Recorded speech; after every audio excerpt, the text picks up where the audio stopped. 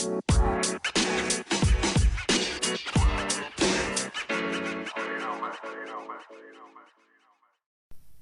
up, guys? What's up? Another recording of the Four Agreements. So, I have not recorded in a few days. That last bit that I read was a little,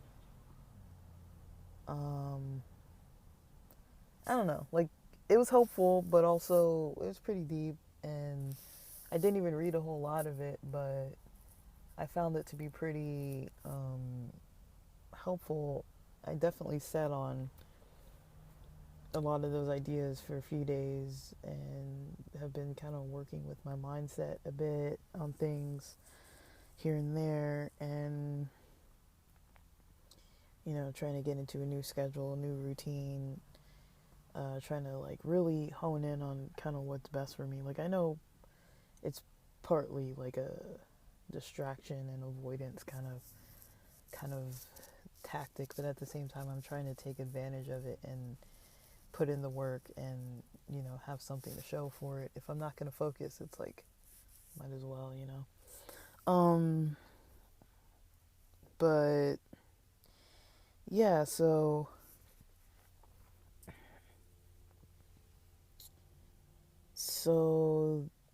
I am so I read, starting on page 21.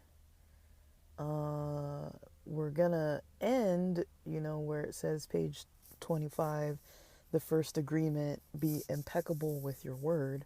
So I didn't start reading that part yet, and there was a blank page between, so I didn't really read that much.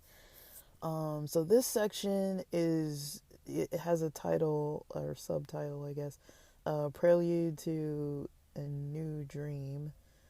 And it basically, the way it talks about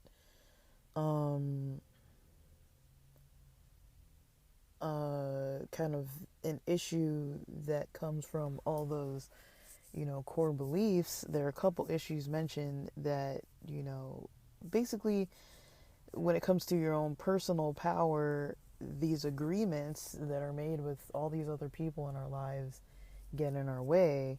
And so, to kind of break down what it says on those few pages, it basically talks about claiming your personal power, and the way to do this, I don't know, is by breaking the agreements that are based on fear. So a lot of times, people want us to live up to their expectations. And that doesn't mean don't ever help people, don't ever be generous, don't ever be courteous or go out of your way to be giving. That's not what it means at all. But if there's a lot of fear around, like, is this person going to love you still? Is this person going to like you still? Am I obligated to do this or obligated to do that? Like, what is it going to mean? What are they going to interpret this as? If I don't do what they want me to do in the way that they want me to do it, is that going to jeopardize the relationship? If I don't get tickets to a certain event while I'm trying to save money, people might not understand something like that because I'm usually going out to events. And so one thing that I notice happens is, when people finally want to go to an event and do something, maybe they'll hit me up. But, it's like, well, maybe I'm in a time period where I'm actually saving. I'm not traveling right now. I'm not going out and doing other stuff. But there is kind of pressure because it's like, well, finally, these people that, never respond to anything are kind of like, oh, like, you can come and do this with us now. Like, I've got this group. And so it's like, I don't want to miss out, but at the same time, it's like, because it is hard to get people together, but it's like, usually I feel like probably over 80% of the time, when I'm ready to go do something, most of the time it's really hard to kind of get, a solid crew. Outside of my normal crews that I do specific activities with, it's kind of hard to expand out to other people because it seems like energetically or financially, they're just not willing to kind of put up the money and time and energy to go do some extraordinary kind of event or something. And I wouldn't say that there's like a deep fear. That's probably on the fun side for me of like minor stressors that's like you know, I might try to find the way to make extra money just so I can go to this thing. And I don't know if it's people pleasing, because at the same time, it's like I do want to see them, I do want to be with them. But it's like, what about all the other events that I've gone to and invited them and they weren't able to do it? But then they're like, well, I can only do it this time, you know? And it's like, well, you know, we haven't hung out in like 8, 9, 10 months, you know? So it's kind of like, sometimes it is a little hard when we have that, you know, kind of going on. And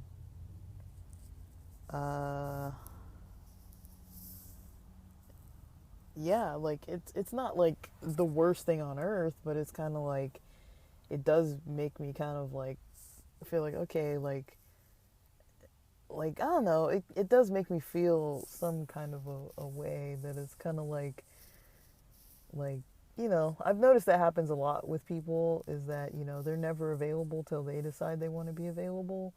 But otherwise it's hard to really plan with people. And then it's like, well, you get this one opportunity that they give you to kind of like finally go do something. And you know, for me it is kind of a little bit stressful, though. It's not even a big deal, but it's like a little bit stressful, because I've noticed that with a lot of people, that it's like, oh, do you want to hang out? Oh, do you want to hang out?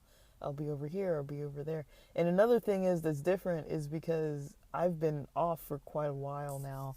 And so, you know, and been working remotely for like 2 years before. And so, you know, it's been, I guess, a long time, you know, since I've had to have a schedule to work around. And so because I don't have that, I've had a little more wiggle room, but I feel like it's only been a few months worth. I'm talking like the last couple years, you know, it's been like this with quite a few people I know, that it's like it's almost impossible to plan with them.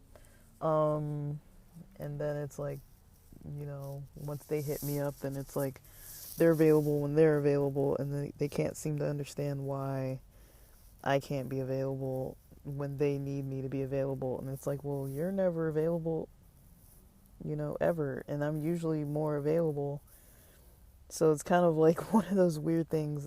That's kind of the first thing that comes to my mind, because it's, you know, June now, and there's all this stuff going on, events and things, and I'm like, man, like, you know, some people keep on with the invitations. Let's do this, let's do that, come visit me here, come do this there. And it's like, okay, like I can't do all this month. Like, why is everyone coming out of the woodworks in June? Like, you know, like I've been busy, you know what I mean? Like now I'm kind of busy, and everyone else is, you know, kicking up their energy to try to do stuff. And I'm like, dude, like this was when I was going to be saving, you know, I'm saving. Like during the month of May, I was like, I'm saving, you know, April, May, job applications, doing side gigs, all kinds of stuff. Like I'm not necessarily trying to like go to way too many events and stuff. Like I do have things in mind for summer, but not like, you know, I've got a lot of flexibility.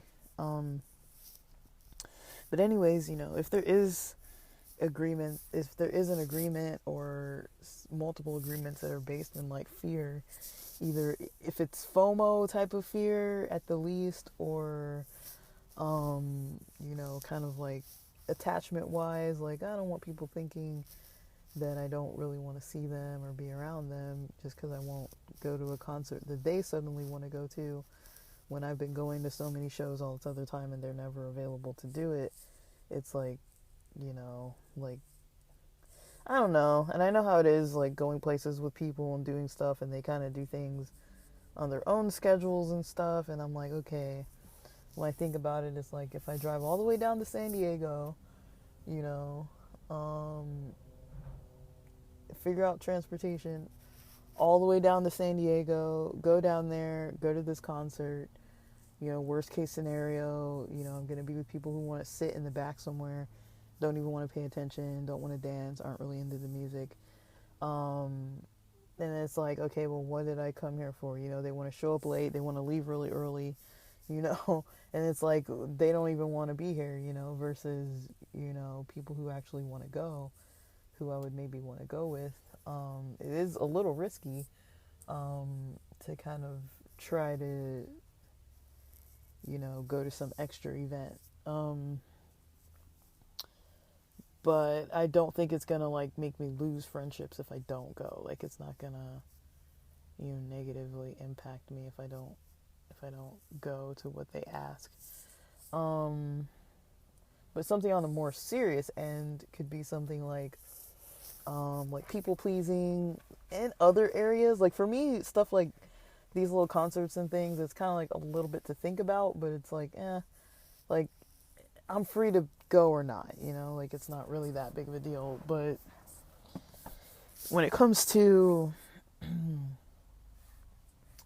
you know, some of the other stuff that I can be, you know, you know, struggling to have better awareness of, when it comes to some other stuff, uh, you know, it can be things like certain people that I might not have, and it's not a lot of people, but certain people that I might not have, you know, the best of relationship with or the best of communication with, and it makes it so the strain on the relationship is pretty big. You know, you know, I've got some people in my life that, you know, I really have to limit my interactions with. And, you know, it is kind of one of those questions like, do you write the person off and just completely delete them from life? I mean, some of it I've seen get a little bit better, but it's also kind of like, I know that some people have, the people I'm thinking about specifically have a habit of, you know, they're only nice when they want something, you know what I mean? Um, they only engage when they're in need. So that's either if they're in social need or emotional need or, you know, in need for help with some kind of task they're trying to do that they don't want to do, that they want to push off onto somebody else or things like that. You know, I've got some people in my life that kind of just, they're completely unengaged, you know, unless they are wanting to complain about their hardships so that somebody can listen to them. They don't really seem to want too much of, you know, friendship or a relationship. They don't really want to. It's not like give and take. It's more like they want to take. Um, and so, just the emotional vampire types of people, they can be really challenging to kind of be, you know, having a connection with. It's sometimes hard to kind of connect with them. Um, and part of me thinks maybe they consciously don't want a connection. I don't know. That might be what it is. I'm not too sure. But yeah, part of me kind of thinks that way. Um, you know, but yeah, there's kind of a stuff like that I'm like, okay, like there's all these agreements in place where it's like, you know, you can't really speak your mind around certain people or else they're gonna, you know, create some uncomfortable, stressful situation or, you know, you kind of have to tiptoe. Like those types of people, like I'm not really into that kind of thing because it's like when it leads a situation so that I can't be authentic and just like speak my mind about something, like I'm not like off the rails just like saying all kinds of nonsense to people. It's like, but it's kind of like, okay, like, well, if I can't really, like, to me authenticity is, when I can actually share what's going on in my life as far as activities I'm doing or what I'm thinking or feeling, and for someone else to not just fully feel like they need to kind of jump in and like knock things down, either my ideas or my beliefs or just the choices I'm making. Like, I'm not saying that people need to always support me or need to always agree with what I'm saying, but for me, it's kind of like whenever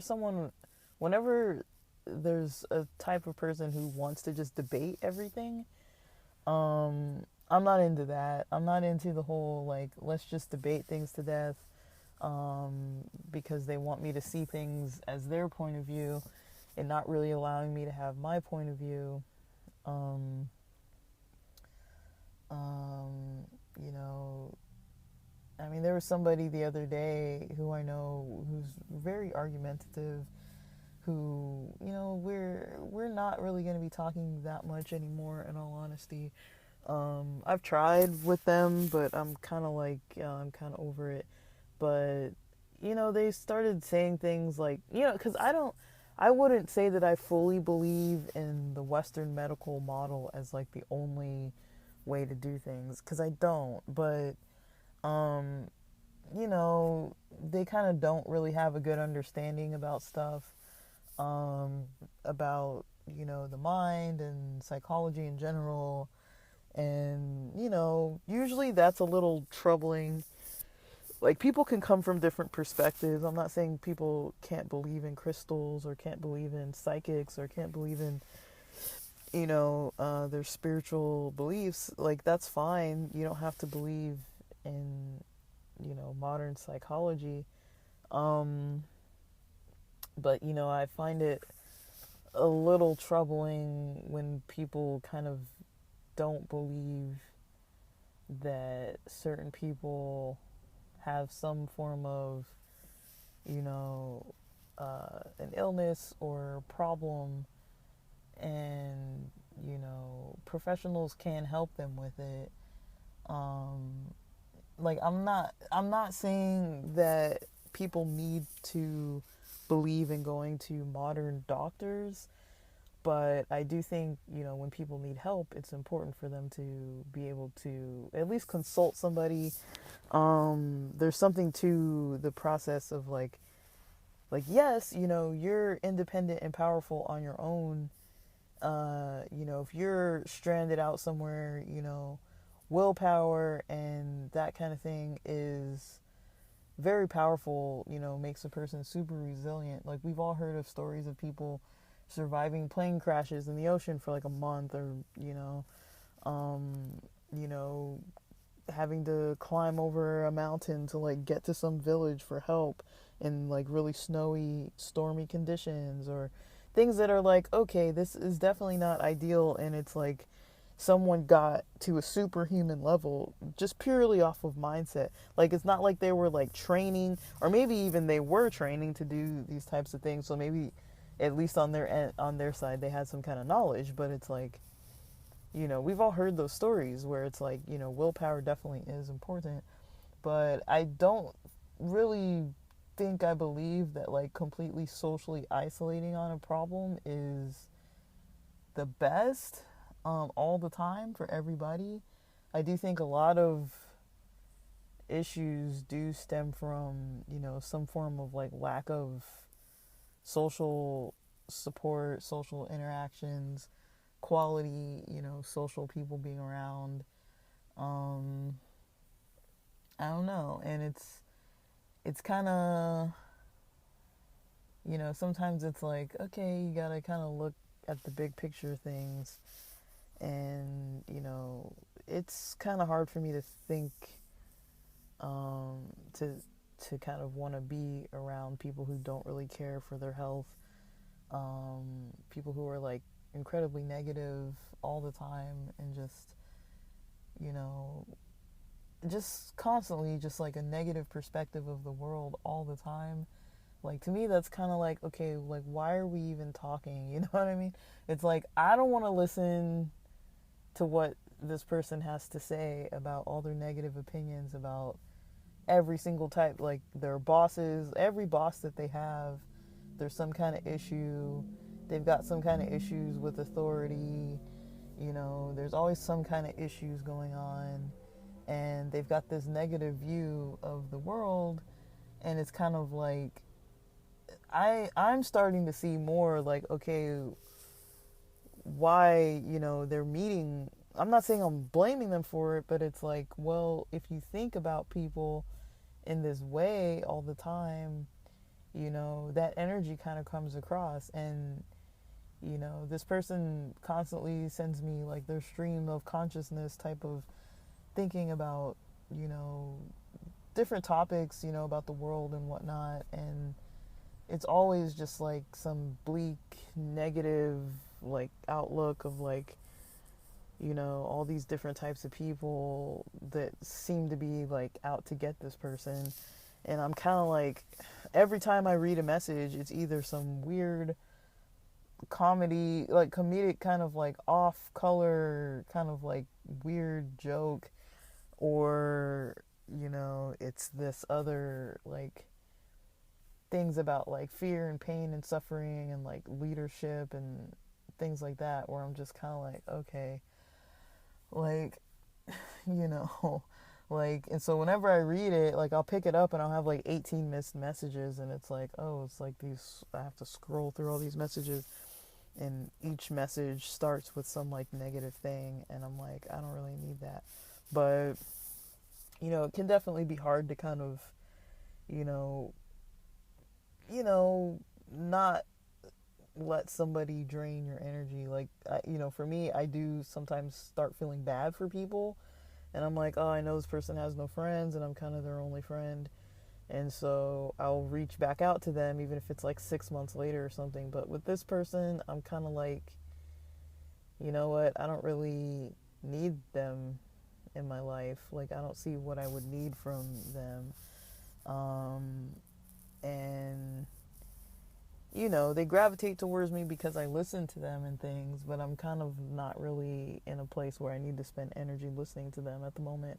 But things like that, you know, I would say, you know, this person kind of has almost like an expectation for me to be talking about these, you know, their negative views on all kinds of stuff all the time. And I'm kind of just like, dude, like, I don't really want to talk about it. Like, I don't really see the need to like, I'm just waking up in the morning. I'm not trying to read like multiple messages about this person's negative perspective about everything, you know, like, I don't get anything out of it.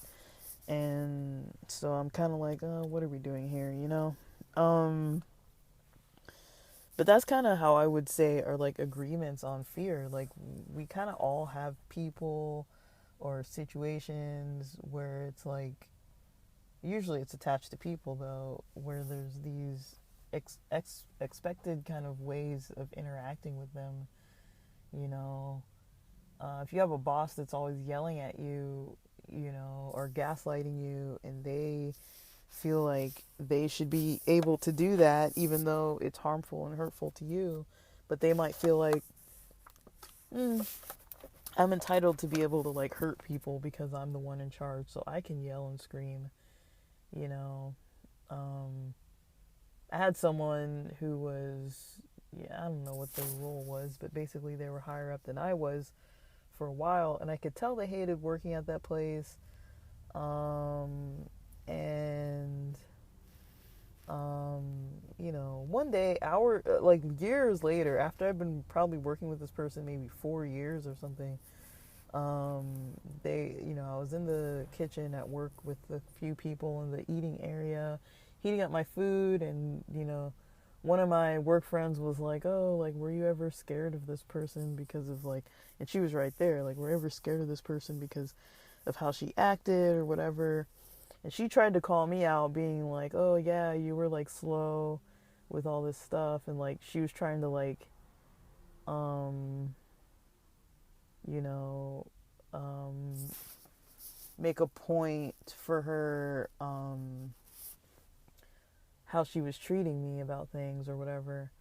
And yeah, I remember her being kind of like, yeah, because you were really slow. And I'm like, well, I'm still just as slow as I used to be. I haven't sped up the process, and like yelling's not going to do any good. If you're going to keep calling me, just ask me questions, you're kind of just interrupting me.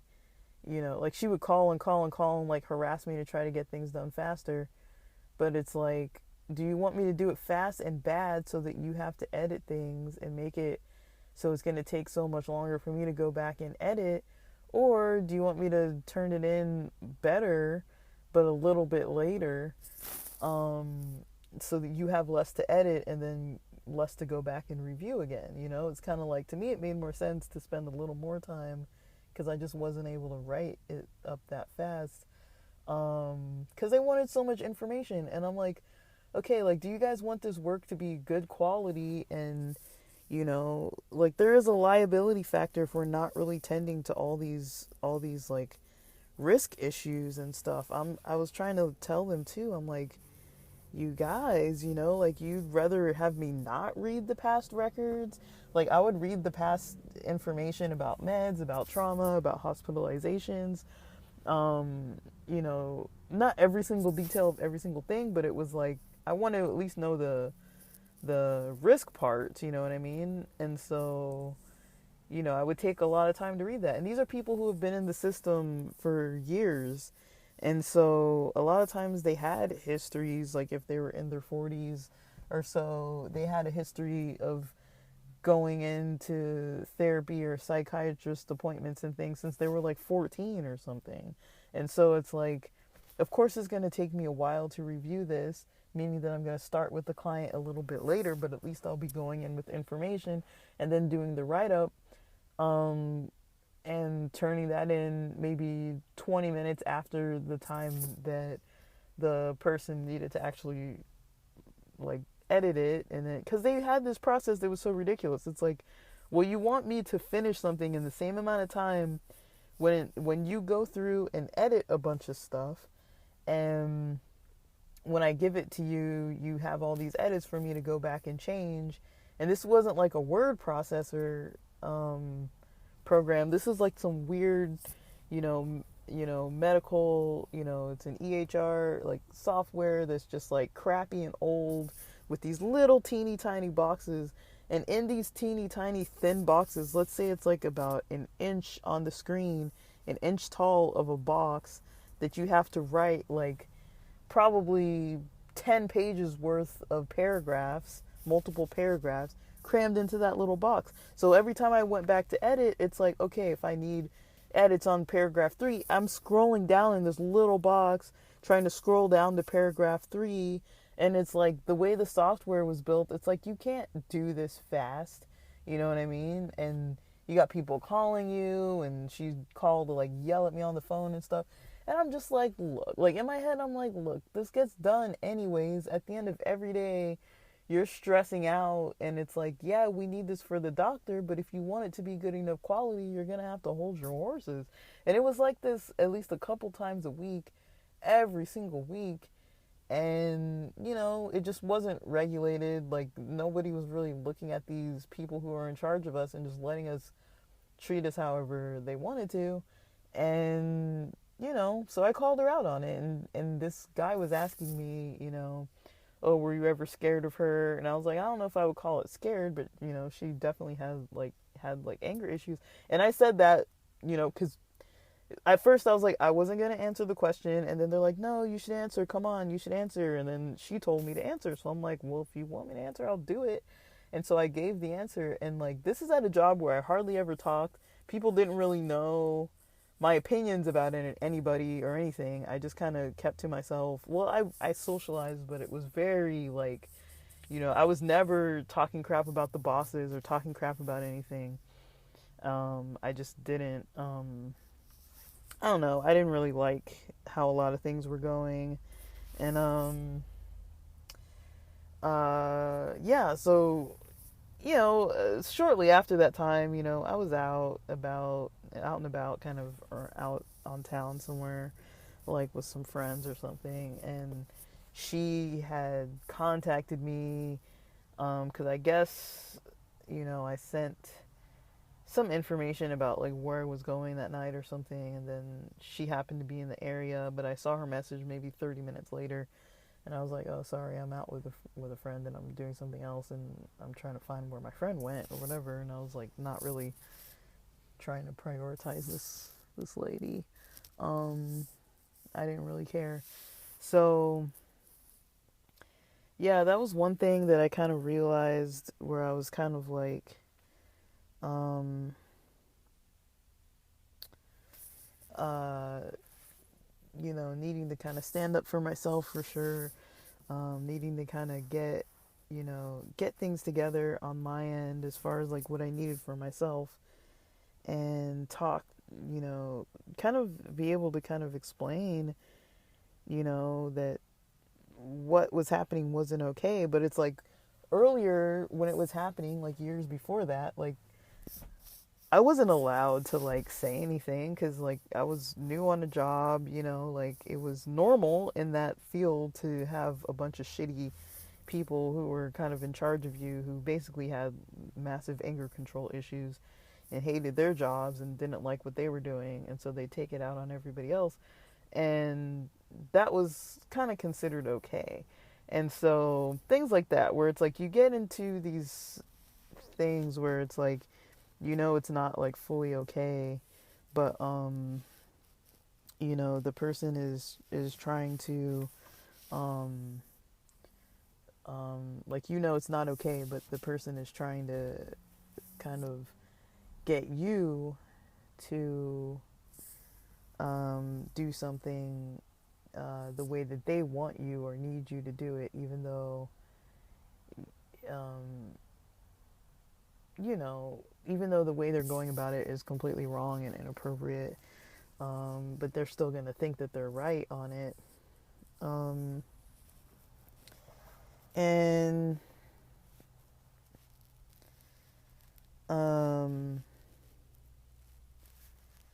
yeah, it mentions like basically, gravitating toward agreements based in love to expend less energy.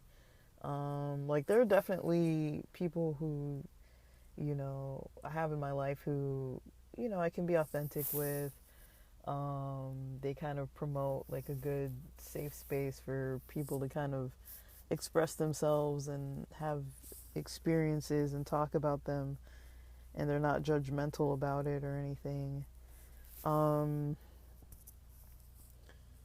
and with personal power, that's basically talking about that we can change the agreements when we are ready. So there's this quote that I liked.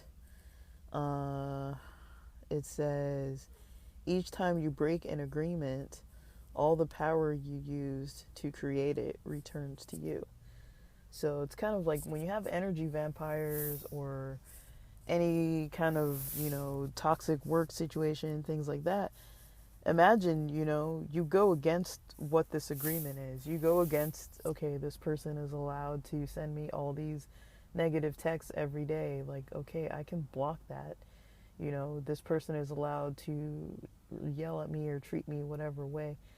No, they're not allowed to actually do that. I can confront it. I can, everyone's scared to lose a job. And especially when you're interning or at an early phase where you need them, that's kind of one of the hardest places to be when you need the job.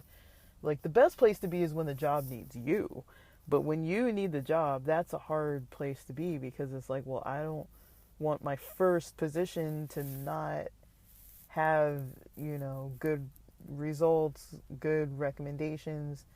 I don't want, the first people early in my career to kind of like botch my reputation at all, because that's going to make it harder for me moving on to even move into something different, it's like, if it was hard enough getting into the first placement, imagine how hard it might be potentially the second time. But also, it's like a toss up between, like, is it worth sticking it out in a place that's doing current damage that might lead to some kind of longer term or permanent damage? Is it worth staying in those situations or trying to find something new? And that is usually the conundrum that we kind of deal with, because there usually are other options. It's just, if the job doesn't need you and you're replaceable at that point, if you're not well trained, you haven't made them any money, you're not proving that you're an asset to them, like, you haven't had a chance to even prove that yet, like, you don't want to screw up. It's good to not screw up at that point. So it can make a person feel kind of stuck. And, but when we do break the agreements and start doing things our own way, the way that works best for us, that's more loving towards us and not letting other people kind of pound us down or expect all these things from us that maybe, even if it's something as small as like, oh, respond to my text, respond to my phone calls, respond to my WhatsApp messages. And like, sometimes I have people like that in my life. I've got family in all kinds of countries that, I don't use WhatsApp. I literally use it for family members, so I don't check it every day. Just like TikTok, I'm not on there like that. Like, if I want to go into WhatsApp, I have to literally go into it. Usually it's in the cloud, and so I have to like load it again and then go in and check my messages. Like, I don't get the alerts. I don't want the alerts. I already have alerts on my texts and on my emails. I don't need alerts from WhatsApp and alerts from every single thing. Like, it's too much for me. Like, most of my emails are junk anyways. Half of my texts are not really people that I know. And so it's like, why would I want more information coming from people that I don't even really talk to on a regular basis? It's like, I don't want to be in their messages or have like all their posts and like, oh, this person went to some random, third cousin's family's neighbor's wedding and posted a bunch of pictures and now everybody's commenting on it. I don't want to be in a group like that. It's like, it's just too much. Like, like, I'm focused on what I'm doing locally. I'm not so focused on like all these other family members. And it's not even like a negative thing, but it's like, sometimes it gets out of hand. I have people calling that, they try to establish a relationship when they invite me to do something. But it's kind of like, okay, I see now that you're calling me, even though we haven't spoken in over like 30 something years, since I was like 5 or something. We haven't really spoken, and I'm going on 40. So it's like, okay, like, where were you? Like, it goes both ways. I didn't contact them, but they also didn't contact me. And now it's like, oh, they want me to like go to this family function. So now they're going to start talking to me all of a sudden because, I'm part of the numbers, or like they invited me, and like, whatever it may mean for them. And it's like, maybe they do want a genuine relationship, but it seems like it's on their terms. It's like this person or these people didn't really seem to want a relationship until they wanted me to come to some event. And so it's kind of like, okay. But it's also like, do I need to get offended by that? It's like, cool, I get to take a trip. But also it's like, am I going to talk to them even after? Like, for me, it's like, why am I going to like develop a relationship with people that I don't have a relationship with? Like, I don't have energy to be like talking to random people. Like, to me, it's a random person. Like, even if you're a blood relative, I have a huge family. There's plenty of people I don't know. Like, you could put them in a crowd of people of the same race, and I probably might not be able to pick out a lot of them in a crowd. Like, I've got a lot of family like that, and a lot of these people have been very absent in my life, and it's fine, because I was absent in theirs too, and just having a huge family like that, it's like, okay, like, so yeah, that gets a little bit annoying to me though. Like, I try not to be too negative about it, but it does get annoying. I do get annoyed. I get annoyed that people want to, do stuff like that. But also, on the bright side, it could be a lot of fun. I like meeting new people and stuff, but I'm a little bit cautious. When people are starting to ask too much, sometimes people ask too much, and then, you give them an inch, they take a mile. The next thing you know, they're kind of like trying to manipulate you. Okay, if you go into one event and now that you have a passport and you can go, what's the excuse for not going to the next one? What's the excuse for not going to the next one? And it's like, well, I have every right to not want to go. I have every right to not want to take a 17-hour flight costing me thousands of dollars to go overseas somewhere to go do something with people that I never really talk to. I have every right to not want to do that, right? I mean, I like to travel, I like to meet people and stuff like that, but I'm not really trying to invest too much in brand new relationships with people that I don't really know. Like, usually for me, I'm like, if there's certain people who seem like they're taking a backseat to other certain people, I'm a little bit like, okay, if you're kind of taking you know, if I have other family members that aren't really engaging with a certain person, then I'm kind of like, well, why is that? Like, they might know something more than I do. Um, and, I'm a little bit weary about, like, just jumping in full force. I've got plenty of family members and I'm like, ooh, I kind of wish I didn't really engage in conversation with this person and, like, share anything about my beliefs or anything, because now whenever I see them, they try to, like, throw it in my face or something. It's like, wow, like, this person's an ass. But, just because they're family doesn't mean they're going to be nice, or doesn't mean that they're going to be, a safe relationship to kind of develop. And I like to kind of figure that out on my own time and not have somebody kind of, okay, like, trying to seem like they want to get me to try to form a relationship with them in some isolated position where it's like I'm kind of forced to form a relationship if I've got people paying for my stuff or whatever it is, and kind of like, trying to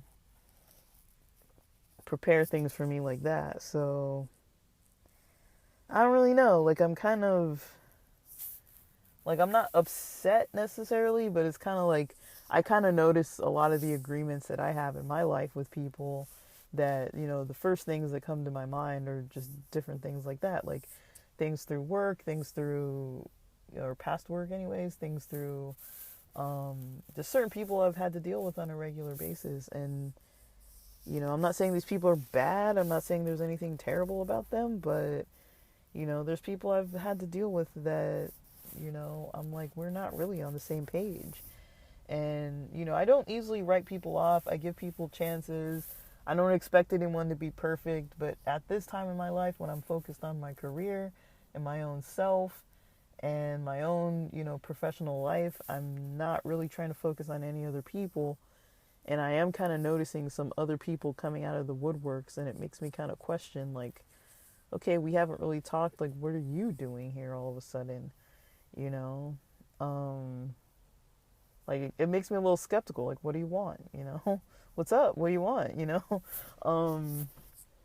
I don't have any money if that's what you're looking for. So, and I don't really think anyone's coming in that direction, like being like, oh yeah, let me have some cash or whatever. It's not like that. But,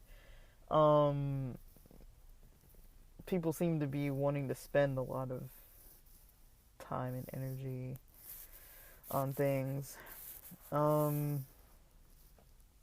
But I don't know. Part of me is like, oh, cool, And then another part of me is like, okay, like, I've kind of got my whole life, that, I'm not trying to, like, engage with too many people.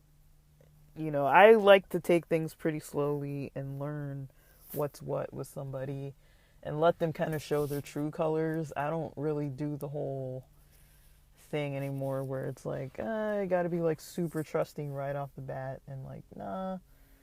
I'm a little more cautious, especially in today's day and age with kind of how some people are. In all honesty, I feel like I need to be pretty cautious because there's a lot of people going through a lot of stuff right now. I'm not saying specifically family members, but in general, in the world, there's a lot of people going through a lot of stuff right now. And just because they're reaching out at this time after being, isolated for a few years or so, that doesn't necessarily mean that I should give them my time or owe them my time, or that it's a good idea to delve into these things with people, because I don't know what they've been up to for the past few years. Have they been building themselves? Have they been working on themselves? Have they been, experiencing a lot of trauma and a lot of stuff that they don't really, that they haven't really worked through? And they're trying to leech onto somebody else. Like, it's one thing to ask for support, but sometimes, people do weird manipulative stuff, and I'm very conscious of that, and I just try not to make it I try not to make it into too much of a problem. um but yeah, so I'm still going to keep looking into these topics, but that's pretty much, next time I'll be starting on page 25, the first agreement. And so, all right, with that, thanks for listening.